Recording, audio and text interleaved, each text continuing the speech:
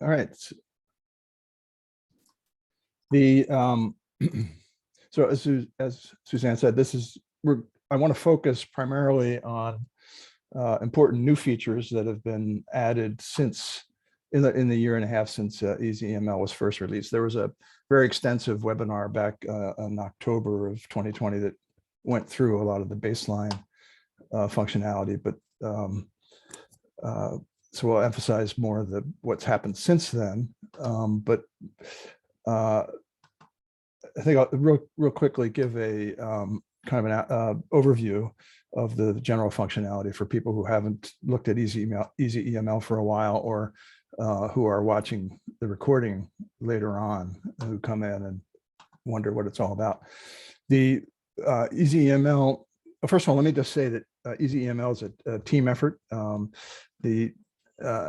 It's based on, uses very extensively the MetaPype library that is the brainchild of EDI's Mark Sevilla for representing structured data in a sort of an agnostic way that as a directed acyclic graph. I've used that a lot. And everybody at EDI has contributed suggestions, ideas, bug reports, and so on. So as Suzanne said, ezEML it's a web-based application for creating and editing metadata in EML, the Ecological Metadata Language. It's free, and since it runs in your web browser, it's available on all platforms. The URL is ezeml.edirepository.org.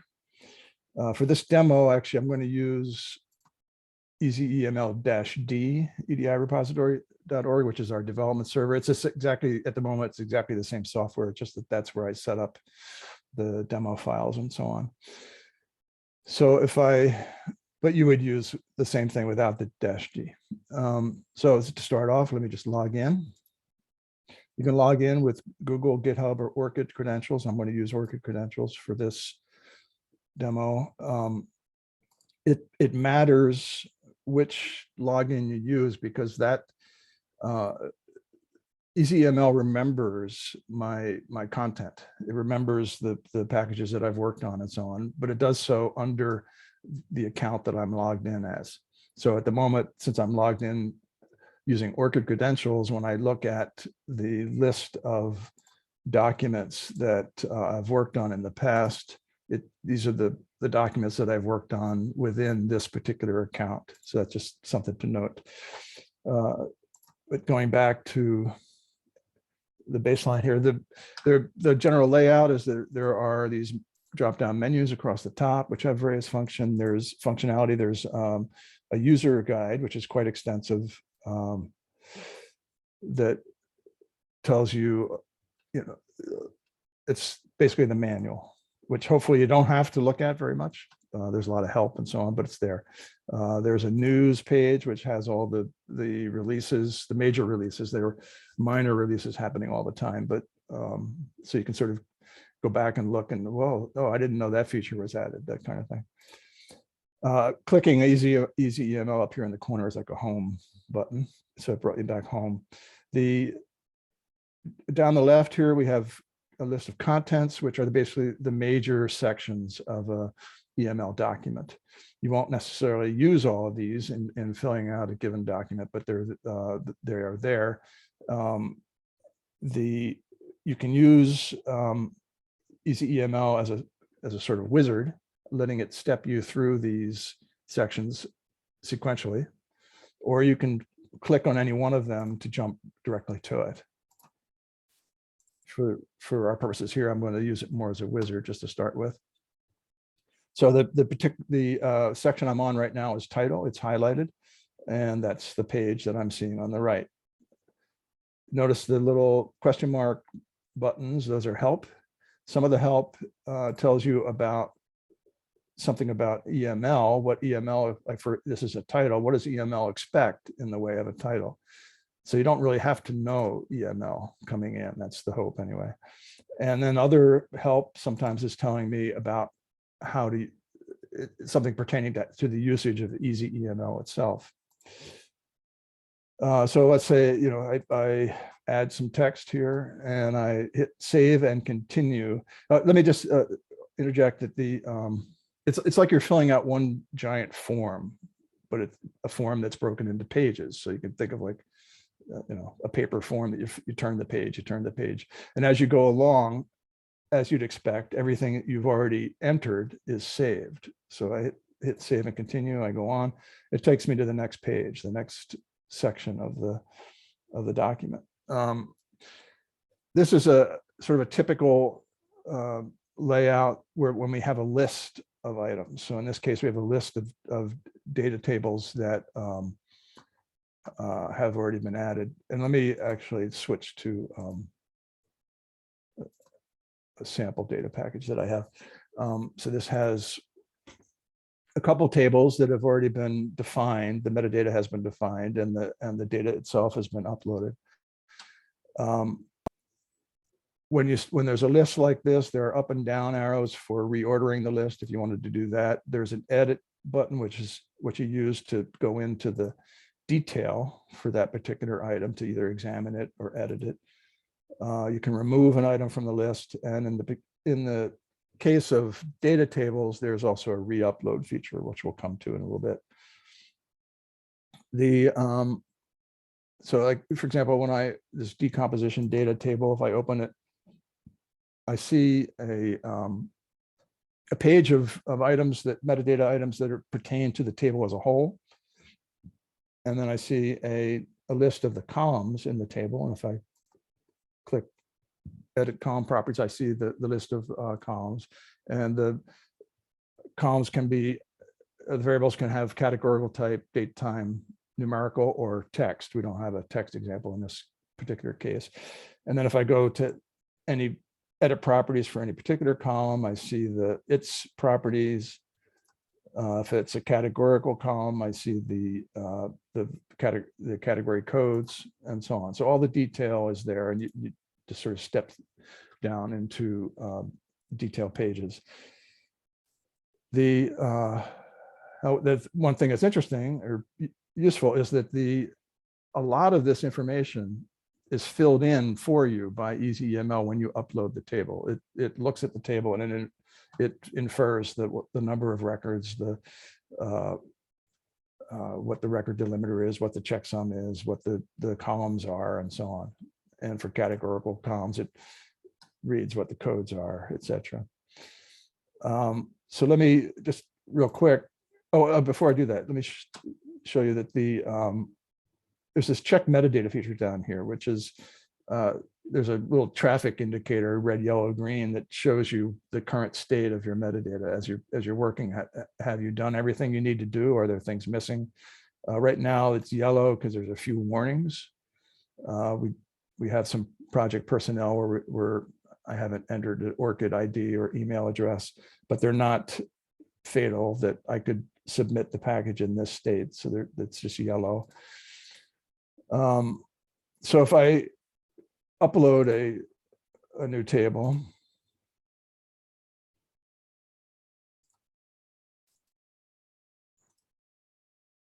we see a whole bunch of stuff is filled in for me by ezEML, and it found the column types and so on. And so I'm well on my way to finishing the metadata for this table. But if I look at the check metadata, I see that there are some errors now. It's turned to red, and that's because there are items about the table that cannot be inferred from the CSV file itself. For example, what is the description of the table as a whole, or what are the definitions of the various categorical codes. But as you enter those, this list will keep shrinking until finally you're back to the yellow state or green again. I'm not going to take the time to go through that process, but hopefully that gives you the idea. And a lot of that is spelled out in detail in the earlier webinar. And then as you go through, when we're done with data tables, we go on to creators, which are people and organizations that are creators of this particular data package. And again, it's a list with arrows and edit, remove. It looks like all the other lists. And every time we have a page that describes a person or organization, the layout is the same. So for creators, contacts, associated parties, metadata providers, and project personnel, they all look the same. There are a number of other things that you would fill in a typical metadata document. The abstract for the package as a whole, keywords. We can add keywords from the LTER controlled vocabulary, or you can use a keyword thesaurus of your choice. So when I look at a keyword, you can fill in a different vocabulary. The intellectual rights, what licensing are we using for this data package? Geographic coverage, these are rectangular regions that are that encompass where the research itself was done. Temporal coverage, time periods covered by the research, taxonomic coverage, various taxa that are represented, and so on. So that's the kind of the general quick overview of the general functionality of ezEML to get your bearings. Now, looking at, I'm going to come back now and look at this particular things that have been added in the last year and a half. So first of all, under project, we didn't used to have related projects. Now we do. EML lets you define a root project, but then it can have a number of related projects that, so you have a cluster of different projects that are involved in a given research effort with different funding awards, different personnel, and so on. You can use a related project just looks like a project, that they're just linked on, sort of subsidiary to the main project. Another thing that was added is this re-upload capability for data tables and also for other data entities. The idea here is that if a moment ago I just uploaded a data table to get its metadata, but then I may later on add some data, correct some data, change some column header names, that kind of thing. And I don't want to have to go through that process all over again of uploading it from scratch and entering in all the missing metadata. What I want to say is, I've got this decomposition data table, and I haven't changed the metadata. All I've changed is, or I haven't significantly changed the metadata. I may have changed column header names, but basically what I've changed is the data, and I want to be able to re-upload it. So I can go back and, or let me just point out, this table right now has 291 records. And I'm going to go re-upload a version that has a few more rows. And we see that the number of records has changed, the checksum has changed, the file size has changed, but everything else is still there. All the column properties are still there, and so on.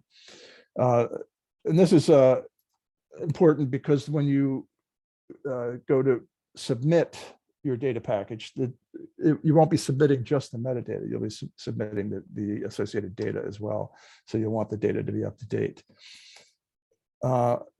Now, there may be cases where the changes that you've made to the table are more extensive than that. Perhaps you've added columns, removed columns, that kind of thing, reordered the columns. So we have a feature that handles that as well. So here, this is the case that decomposition data table that we were just looking at looks like this, the CSV file. And here's a table that's kind of the same, but I've added a column in the middle here, and this arm column has been moved to the end, and the columns have been renamed so that things have been modified somewhat significantly. But I don't want to have to, again, I don't want to have to re-enter all the relevant metadata all over. So what I can do is I'm using load, not re-upload, because it's not the same table, it's just similar, but I'm going to load that table.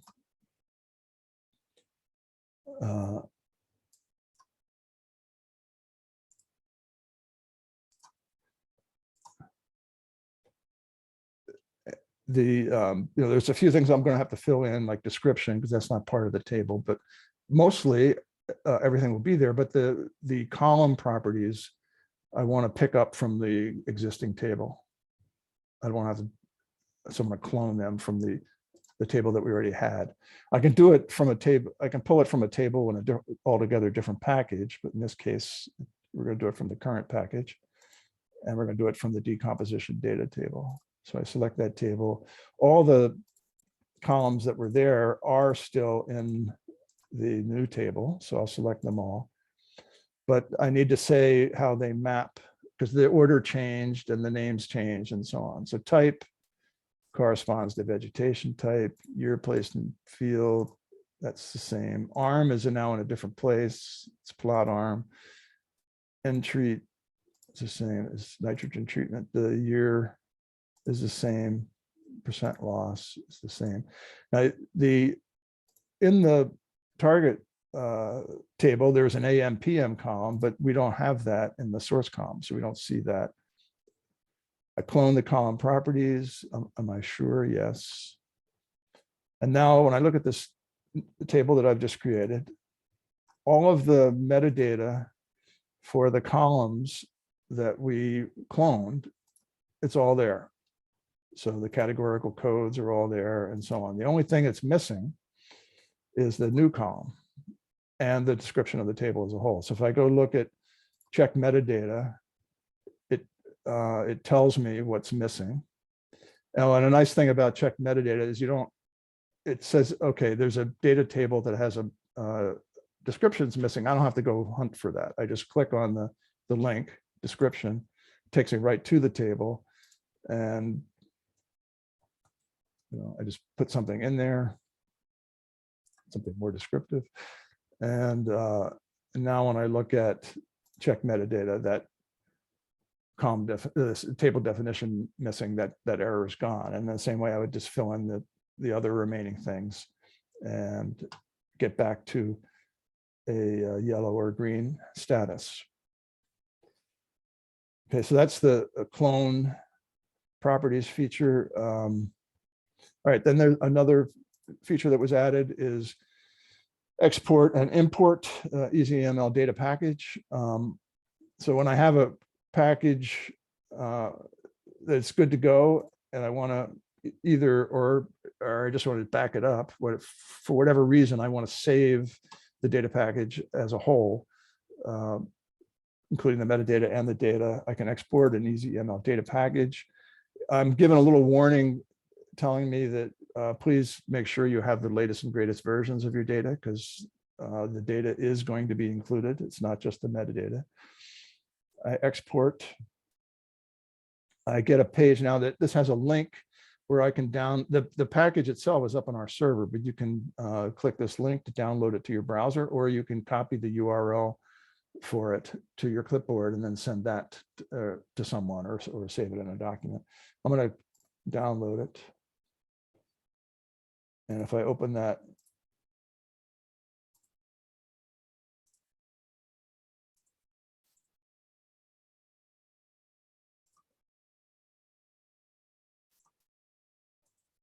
there, we see what's in that package is the XML file itself, the JSON file, which is the sort of internal representation of the metadata that's used by ezEML, a manifest that has checksums and so on, so we can tell if the documents have been modified since they were included in the package, and the data files. So it's the whole ball of wax.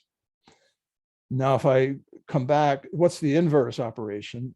There's import ezEML data package. So if I go to import and I select that zip file, that data package that was exported, or the one that someone sent me, I can do import, and it brings in the metadata and the data files.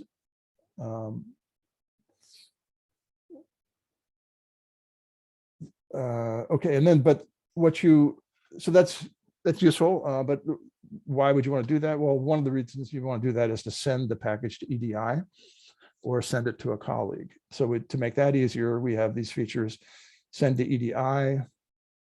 Okay, I get a warning here that I didn't finish, I added that column when I restructured that table, and I didn't finish the metadata. So it's telling me, hey, do you realize you have some errors? Yeah, okay, I won't let that stop me. And then so you put in your name and your email address and a note to the EDI data curation team. Maybe there's parts of the metadata you weren't sure about, you want some advice on, you could put information there, or just some general information about, maybe you want someone to discuss embargoing the data with you, or whatever your note is, you can put in there. And they do send to EDI. And that packages it up, and it says it was sent to EDI. We will notify you when it has been added to the repository. There's a manual step where the data curation team at EDI receives the package, and they review it. And then if there are no problems, add it to the repository, or if there are questions, they get back to you. And that's one of the reasons why we ask you for your name and email address, so they can contact you when it's ready, or contact you if there are issues. And in a similar way, you can send it to a colleague, not EDI. I'll tell you what, let me, just so we don't have that annoying message, I'm going to get rid of that table that we didn't quite finish. So now we're back to a yellow status. And I'm just going to send it to myself. This would not be the usual case, but and again, I'm reminded that I should have the latest data in there. What happens now is that rather than just send the email to your colleague, we create a suggested email. The idea is that if we send it, it will come from our address, and then it may well be mistaken for spam. So we give you a suggested email, which you can copy to the clipboard and paste into an email yourself, or if you have a default email client configured, you can just open it, and there it is. And you can modify it to make it less formal, however you want to do it. But the email has a link that the recipient can click to get the data package, and then they can use the import feature, import ezEML data package feature that we just talked about, to bring it in to their ezEML account. Or they can just open the zip file and look at the XML and the data if they want to work on it directly. Okay, so that's send to EDI, send to colleague. Another new feature is templates. It's often the case that a given LTER site or other research group, organization, team may have multiple people who create ezEML metadata documents, and there's a number of items that get repeated from one document to the next, the same contacts, the same geographic location, the same intellectual rights, etc. So to make that easy, but also to standardize it across a research group, we provide the notion of a template. This is brand new, so we don't have many examples existing yet, but we encourage you to, once you see what this is about, to consider creating templates for your group. Right now, for example, FCE has created a template. And let me just back up a second. This is in a sort of folder structure. So you dig down to get the template that's relevant for your group. So I started with LTER, but went down to FCE, and here's the FCE template. I select that. I say okay. And what I'm about to do is create a new EML document based on this template. So when I click OK, I'm creating a new document. So I need to give a name to that document. I'll call it FCE test, create. Okay, since I was already trying this out an hour ago. I already have a name by that, a file by that name. So I'll call it test2. So now I'm creating a ezEML document, just like any other ezEML document. But what's different is that it's pre-populated with the information that was in the template. So there's, for example, contact information, an LTER information manager with an address, and so on. There's intellectual rights have been defined, a bunch of keywords have been defined, project information, including project personnel with extensive identifying information, address, and so on. So there's a lot of stuff that it would be sort of annoying to have to re-enter all the time, but it's also by using a template, everybody's using the same name and address, spelling, and that kind of thing. So it helps with data standardization. So that's what a template, that's how you use a template. Then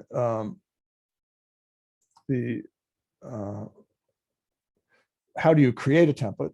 Creating a template is just an ezEML document. It's just a partial document. So you just create it in ezEML. And by the way, notice that the check metadata has turned red here because it is just a partial document so far. You know, all that's in there is what was in the template.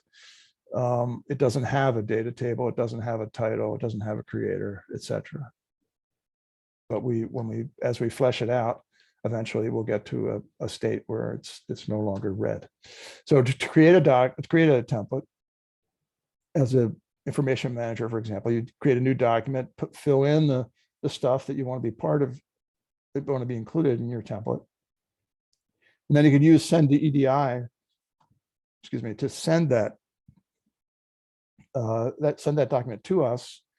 And in the send to EDI, you can put a note saying this is for a template, and I want the template to be, please, whatever your LTER sites say is, please put it under LTER. You can tell us where you want it in the template structure. If you have multiple templates under your site, you can tell us that, and we will we'll take care of putting it up on the server. And we will be happy to work with you, to discuss how to, further details on how to create the template and how you might think about it and so on. But I do want to say again that or I don't know if I mentioned this, that you don't just have to have one template for your group. You can have multiple. So if you have different subsets of your research organization that work in different geographic areas, for example, you can have different templates that correspond to different, have different geographic coverage information, that kind of thing. So that's templates. And the biggest, most complicated new feature is the ability to import directly from XML. Up until now, the ezEML has been used simply to work on documents that were created within ezEML.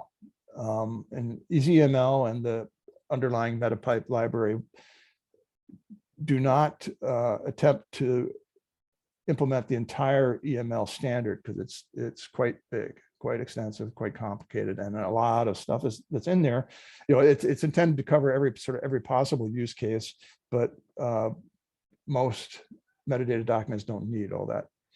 So to keep it easy and simple and manageable, we implement a subset of the EML standard. And up till now, ezEML could always assume that any document that it was looking at was created in ezEML. So it can make assumptions about what's going to be there and what isn't. Now we're going to support importing existing XML files, EML files, that it's an obvious use case that a site has a whole bunch of EML that was created in the past, wasn't created with ezEML, but they're interested in using ezEML to update it, that kind of thing. So they like to be able to import it. But at that point, all bets are off, sort of, as in terms of what sort of content is going to be in there. The structure of the document may well be something that may include things that ezEML doesn't understand. So that complexity has to be handled. So let's look at examples. First, I'm going to import, this is the easy case. And a lot of files will be like this. By the way, I've already done this in setting up. So it tells me you already have a package by this name. Do you want to replace it? And I'll just say yes. Okay, in this particular case, the XML didn't contain anything that ezEML didn't understand. It came in just fine. So we're good to go. When you import an XML file, the XML, the metadata generally contains, especially if it came from our repository, the data tables and other entities have links in them, online distribution links that tell you where the data file actually lives. And using those links, when you import the XML, I'll just do it again real quick. You are given the option to go get the data. And ordinarily, I would suggest you should do that, because that gives you then the ability to do re-uploads. So I'm just going to say get associated data files. It's going out to our PASTA infrastructure underlying the repository, and it's getting the data. If the associated data files collectively are more than 100 megabytes in size, you're given a notice that that's the case. So you can decide whether or not you really want to do it. This one's a little bit large, not quite that large, but now so I've got everything. All the metadata is here for this package, and I've got the data, so I can do re-upload. So if what I'm doing this for is I want to, we have, it's a time series, for example, and we have some new data to add to this data table, I can do re-upload. Okay, so that's the simple case where we did it, we imported, and there was nothing that ezEML didn't understand. Now let me look at a little bit more complicated case. This is a data package from FCE. I'll import it. Yeah, I want to replace it. All right, now in this case, there are EML element types that ezEML doesn't understand. Change date, change history, change scope. These are things that aren't handled by ezEML. They're not exposed anywhere in the user interface, and they're not understood by the underlying library. So we tell you what are the things that we've had to omit because we didn't understand. And then there's also, in this case, a couple things that we do know what bounding coordinates and geographic description mean, but we don't expect them to be under coverage. We expect them to be under geographic coverage. So we've omitted those. You can look at this and decide, well, these things I don't really care about, and these things I can fix. I can go look at the XML and fix it, whatever. However you want to handle it, you can decide whether or not it's usable. To keep, so you don't lose track of what the errors were, we have this copy errors to clipboard, which then you can paste into a document of your choosing. Whoops, where'd it go? To keep track of it, so it's not lost. And again, you can get the associated data files. So that's a case where we had some EML elements we didn't understand. Now there's another kind of complexity that happens where it's easier if I show you an example.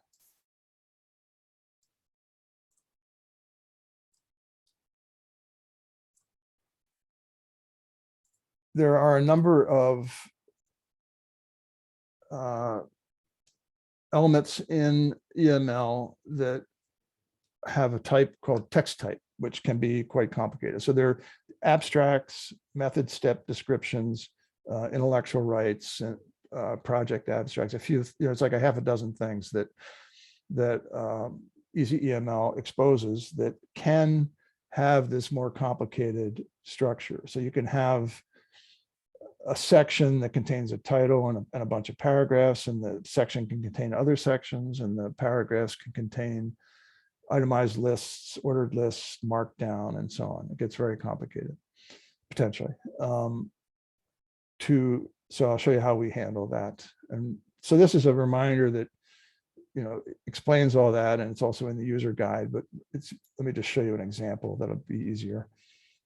So if I go, in this case, looking at the abstract, let me just say, ordinarily, when you're looking at something where you fill in text, it's in this usual font, and there's no XML tags or anything. It's just nice and simple. And if you're working in ezEML, creating a document purely within ezEML, that's all you'll ever see. This other complexity only happens when you've imported something from XML and it has these more complicated text types in it. So in this case, it does have that more complicated kind of text. So for example, in the abstract, this is what we see. We switch to a different font, partly to make it just visually obvious that this is one of those text elements that has to be handled differently. And partly because in some cases, this is a monospace font. And if you had markdown or literal layout elements in here, the spacing actually matters. So that's another motivation for using a monospace font. But the main thing is it just makes it visually obvious. And you'll see that within the element, we have the XML tags represented. Two XML tags, I'm assuming most of you have familiarity with XML. The tags begin and end with the less than and greater than sign. But the text itself may also contain less than or greater than sign. So that to distinguish, for our purposes, to distinguish between those cases, we use an escape character, the sort of standard escape backslash, to say this less than sign is part of a tag, this greater than sign is part of a tag, and so on. So now in here we have an emphasis, which is basically italics, and that has a tag, etc. So basically, when you look at this, what you're going to be editing is XML. If you don't, it may well be that all you want to do is sort of correct some of the text. So you might say, the present data set, whoops, like caps, there we go. The present data set contains, so I don't, if I'm just changing some text, I don't really have to worry about the tags are there. But let's say I do modify the XML structure some. I may introduce errors, and how do I know when I've done that? Because this is a little bit abstract. Well, besides the font changing, there are, in these text elements, there are these check mark buttons next to it, which check the XML validity of the item in question. So in this case, it's valid XML. It tells me, but let's say I introduce an error. I'll corrupt that tag there, and I hit check the XML, and it tells me the opening and ending tags are mismatched. It's para X and para, they don't match. Okay, and if I fix it, and then do check again, and now it's happy. And if I didn't fix it and I tried to go on, it would tell me, no, you got a problem. So let me fix it, and I go on. In this case, intellectual rights is also has that text complexity, and has the check XML validity button next to it. Method step descriptions, the same. and so on. The and one thing I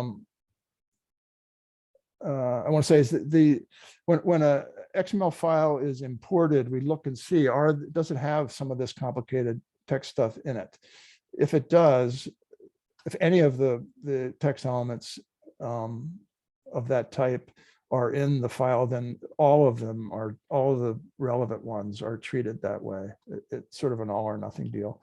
So the abstract here had emphasis tags in it, so that made it a complicated case. And the method steps are really not complicated. It's just a paragraph, but they're all treated the same for a given document. One other thing to note is when you save this back out, the XML won't look exactly like what you imported. The white space will be different. Whether tags are on this opening and closing tags are on the same line or on separate lines, that may well be different, because the ezEML isn't carrying along the XML representation. What it's working with is this more abstract representation that's created by the MetaPipe library, and it's only at the point where you export it as XML that it's generating XML from that. It's sort of a new representation of the XML. So it may look different, but semantically it will be equivalent.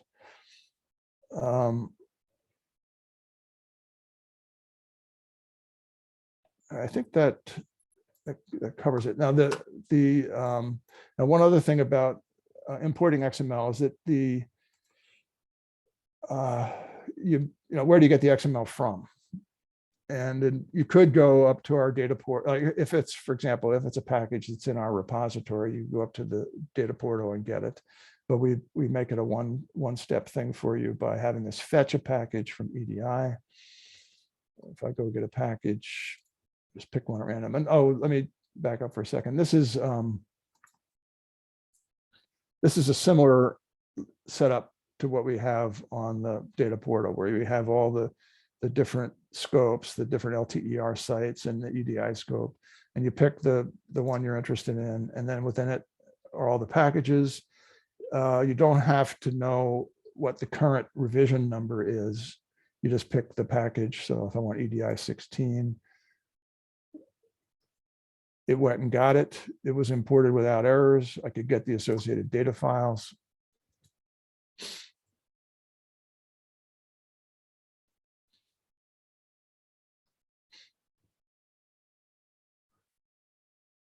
And once they import, then I've got the package and I'm good to go. And then I can edit it within ezEML.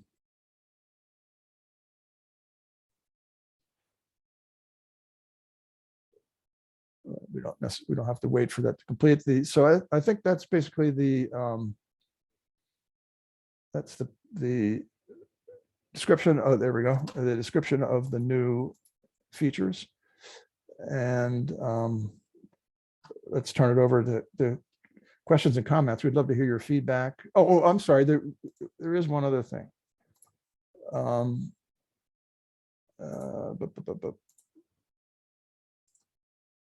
Let me go back to one of the ones we were looking at. I forgot to mention this. Taxonomic coverage. I don't think I mentioned this. The taxonomic coverage within EML, there's a lot of flexibility in how that is structured, and ezEML, chose one way of doing it, and up till now, it is every ezEML document that it was looking at used that method because they were all created in ezEML. But when you import from XML, it can well be something different from what ezEML supports. So for the moment, at least, we are just saying that this taxonomic coverage was imported from XML. So you're not going to be able to view or edit it within ezEML. However, the good news is that when you save it, it will be preserved. So you just can't look at it within ezEML, but it's preserved intact. I think probably we will this is brand new. This whole import XML business. We'll probably come back to this and rework that. But for now, that's the limitation there. And I think, okay, with that, Suzanne, I think that concludes my presentation of what's new.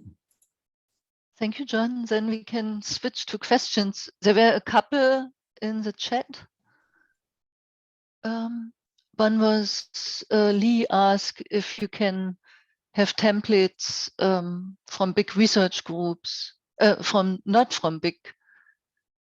research groups that are not LTER or NEON, and that was answered by Margaret with yes, yeah. Yeah, that's and then Mary. Yes, the answer is yes. Mm-hmm. And Mary tried to log on and to ezEML and look at the import options, but they were not available yet. And Mark assumed that it's restricted to test users. Oh, thank you. I forgot to turn that off. I will do that instantly after we're done here. Yeah, I just this morning updated the software on the production server with all the new features, and up till now we've had it the import XML features visible only to a set of designated beta users, and I forgot to disable that. So as soon as we're done here, it will be visible to everyone. Sorry about that. And Suzanne, you have a question.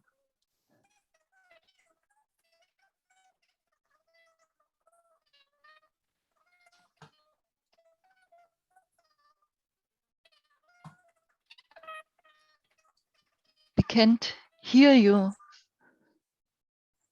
Maybe you can put it in the chat.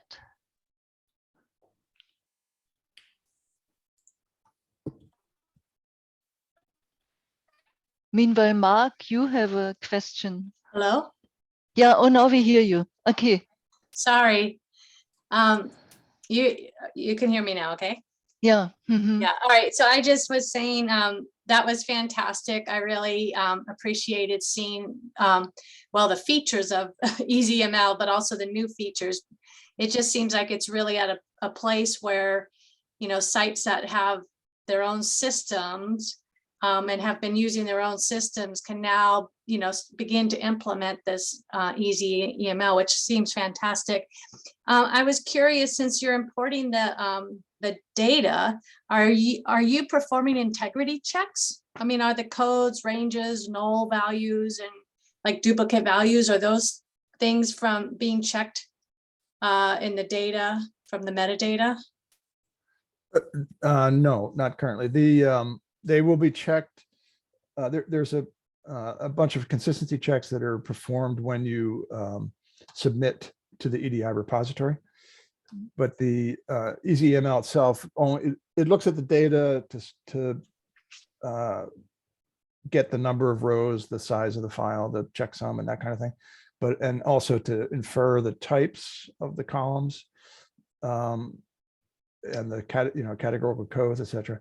But it does not do detailed consistency. Yeah, well, those checks aren't done at upload either. So, but it just seems like that this application is prime for doing those sorts of checks, which would make it, you know, sort of invaluable. I mean, right now it's, you know, that's something that we do at our site. And so I wouldn't be giving up what we can do, you know, to improve the data unless those features are available elsewhere. So I guess that's something to think about. And the other question I had was, let's see, the importing EML thing, and you talked about how what elements ezEML handles and how it assesses the things it won't handle. And so then the question is, the next question, as you think about down the line about further development, is how are you assessing those elements that are being imported and the consistency over time. So say there's something that a lot of people are using that ezEML isn't importing, will you be able to begin to implement that element in ezEML? Is that part of your framework and structure and thinking about the ezEML application? I think the answer there is it probably depends on it's sort of a case-by-case basis. If there are particular things that there's a real groundswell to we really need this, then we will certainly take a look at it. It's trade-offs. The vision initially was to keep it simple, and we'd like to keep it that way, but we'd also like to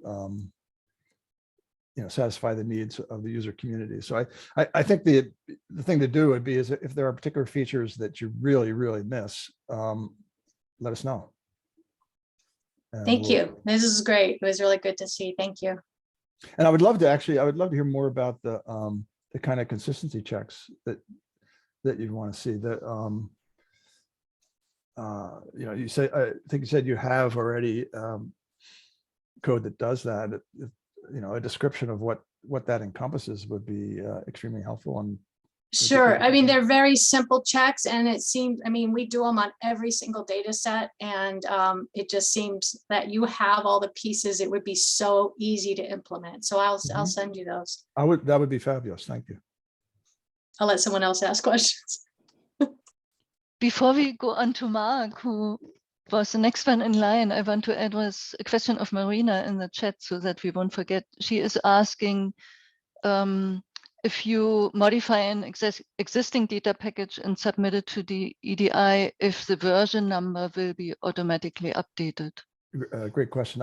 When you use the send DEDI, what I would suggest is put a note, in the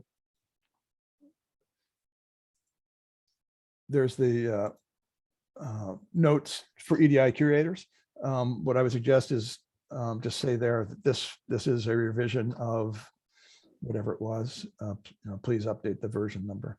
And actually, when it goes to as part of the email that's constructed for the data curators, it says you don't have to do this. It's actually part of the generated email. It says what it was derived from.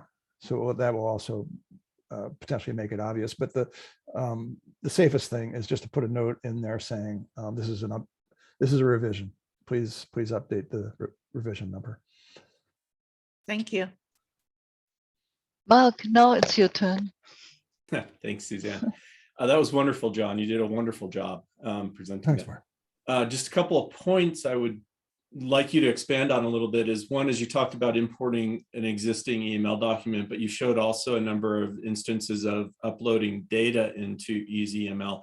What is the persistence of both those products in terms of how long does the ezEML representation of an EML document exist? And also how long does the data actually exist on the system? Great question. The metadata currently exists in perpetuity, as long as EDI exists. The data, I think we promise that it will, I forget what the latest thing was, 3 months or something, but in practice, we haven't been doing garbage collection as it's called, not to disparage anyone's data. It's not garbage. We haven't been culling. It would be sort of on an as-need basis as our servers start to get full. So we don't promise that the data will be there forever. The actual data tables, but you can always re-upload them.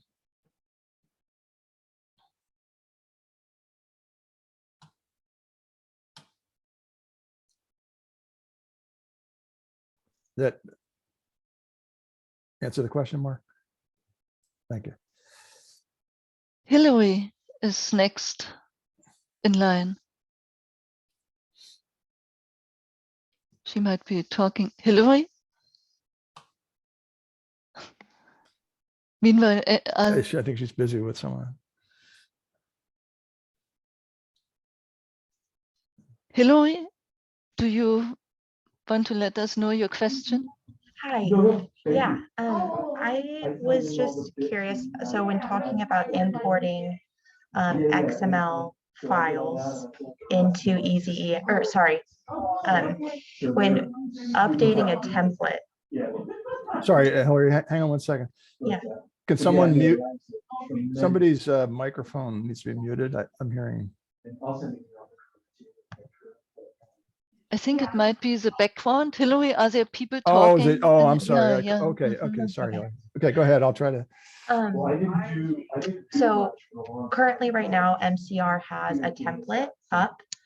And I was just curious the best way so that I can add information to that template. I know that we send it to EDI and they update it for us. Could I just send a pretty extensive XML file that has all of the metadata that I would want in the template? Yes, or you could, now that you can import XML, you could yourself import it into, and it might make sense for you to do that, because then you could find out whether the resulting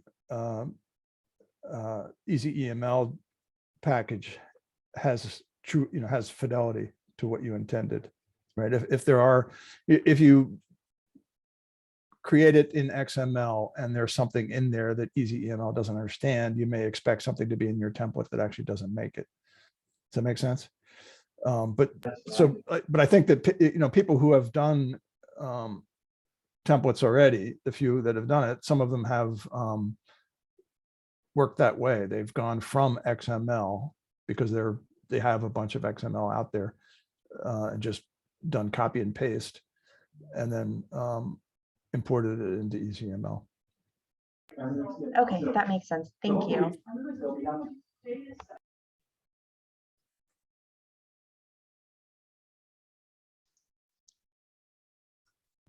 Kate?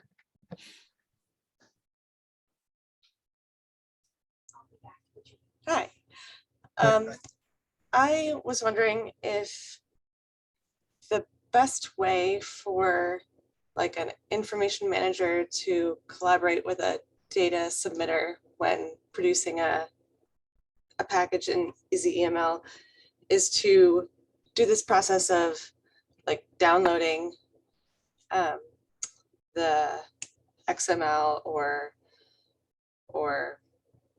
the package and like emailing that and uploading it again. Is that kind of the collaboration workflow? Yeah, you could use the send to colleague if you want, or you could just do the, if you want to do it in a more manual way, you could use the export package and then just, email them the package, and, or, if they're in the next office, walk over and tell them, I got this package, it's coming to you. But right. So it's basically, you get it, you export it or send it, they modify it, they export it, send it back to you, you send it to EDI, that kind of thing. I mean, all the pieces are there for sending it back and forth. Does that make sense?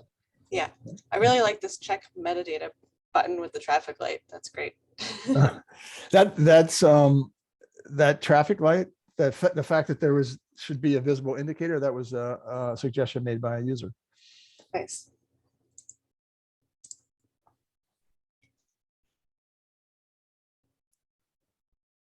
Can I ask one more question since nobody else has their hand up? This follows on what Kate was asking. I was under the assumption that this application is something that researchers could use, that it wouldn't be an information manager that would need to sort of do the process. And I'm not sure if that's true or not. And then my question is how, based on people's experience that have done that, how do they feel the researchers get it? I mean, does this make it easy for them, or do they have to handhold and take them through? Can I answer the first part of that? I'm really glad you asked that question, because the whole thrust of ezEML for the beginning has been that it's to make it accessible to the average researcher, what's often called the long tail of people out there who only every once in a while need to create a data package, aren't experts in, don't really know EML, are not information managers. And the whole point is to make it easy for them. And a lot of people have done that. I've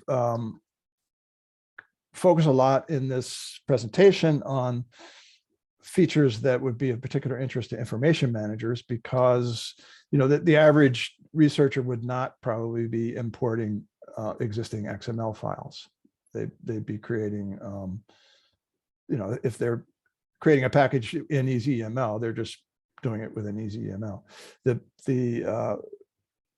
So some of these other features are more directed at information managers, and that's why the discussion has headed that way today. But this really is for the average naive user. And I think the experience has been quite good. But I don't know if anybody else wants to comment on that. But a number of people who are not IAMs at all have used it. I've used it with several people at FCE, where they fill out the metadata, send it to me, and then I usually just send them an email back saying, these are the things I need you to improve on. And it works pretty well. There have been a couple of occasions where I have modified the metadata in ezEML and sent it back to them, and they understand that as well. So it's really easy to use. And the PI at FCE is especially delighted with ezEML. And so he's kind of helped spread the word, and other people are using it regularly too. Thanks, Kristen. And in the chat, meanwhile, Peter writes that he is one of those people who uploaded data before ezEML was in existence. And he is really looking forward now to use it. That's great. Yes, that's true. I'm looking forward to it. I think it looks easy to use. It's good to hear. Thanks, Peter. Hi. Lee? Yeah. Yes. Thank you. This is an excellent presentation, and I'm being an information manager, so this is so cool. So I'm imagining the pipeline for our SBC OTR will be, I was telling the researchers, say, hey, go use the ezEML and then send me the link, and then I can check out your XML. But it's another thing that we still want to keep all the contents in our system, because that system also supports it's function like a backend for the website too. So we still want to keep everything from the XML document, like transfer them over to our system. So is there any R package that have been developed to extract all the contents and put in some sort of table, so I can import those tables into my system? So, or how people deal with this? How do you keep those EML, or how do you keep all the data package on the EDI to be consistent with everything on your on your own system, if you already have the old system built on your site? A couple comments. In terms of, there's nothing here that requires that the end result, the data package, the metadata and data goes to EDI. That's part of the the thrust of this export import, is that you can send it to anyone, any other repository, however you want to do it. But as far as an R package that extracts EML metadata and makes it in the tabular format, I'm not aware of anything like that, but there may well be something.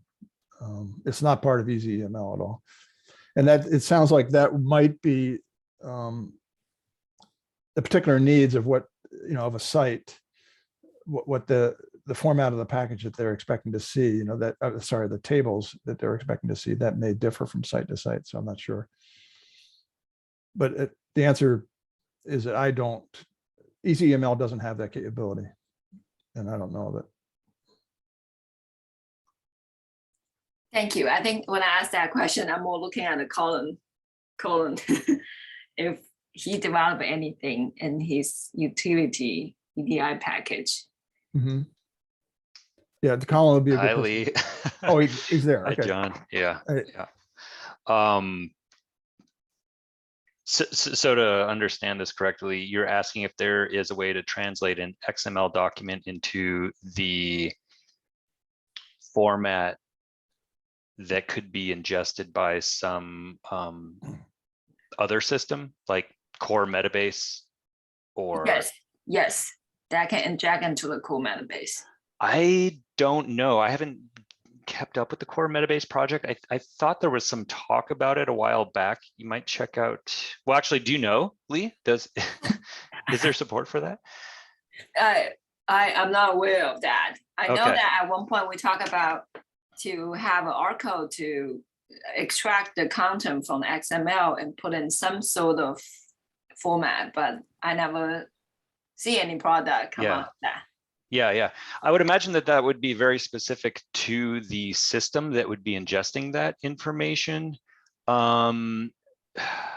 There is in EMLassemblyline, our package, there is a way to convert an EML document into the tabular and free text templates used by EMLassemblyline to regenerate EML. I know that there is that feature in that project, but I'm not aware of any other ones, like say for Deems or core metabase or something like that. Okay, I think the feature you talk about, I think that would be already a great start, because every system has a different table they need to inject into, but at least if it can extract it out into some sort of tablet format, then I can go from there. Okay. The way that I need it. Great. Okay. Thanks for the question. I'm going to put a link in the chat really quick before it all closes, with a link to the functionality that I'm talking about in EMLassemblyline. Thanks for the question. Thank you. So meanwhile, Anne says in the chat she can speak to core metabase a bit here. Anne, do you want to unmute and talk? Yeah. Yeah, so Lee, that's that exact feature is something that that's the one I've talked about a bunch, and we sort of each started a little thing on our own, but there's no polished product on that end yet. But yeah, that's seems like there's need for that, and that is motivation for me at the very least. Me to keep That'd be excellent. That'd be so cool. All right, thanks, Lee. Thank you.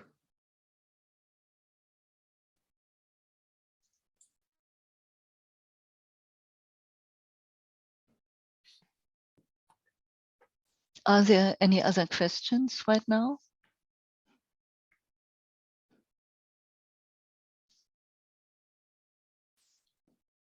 And you can always contact us under info or John if you have a question.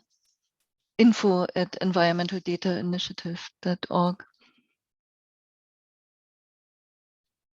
If there are no more questions, then thank you, John, for a great presentation and a really interesting discussion, everybody. And so this concludes our webinar, and see you next time, hopefully. Thanks, everybody.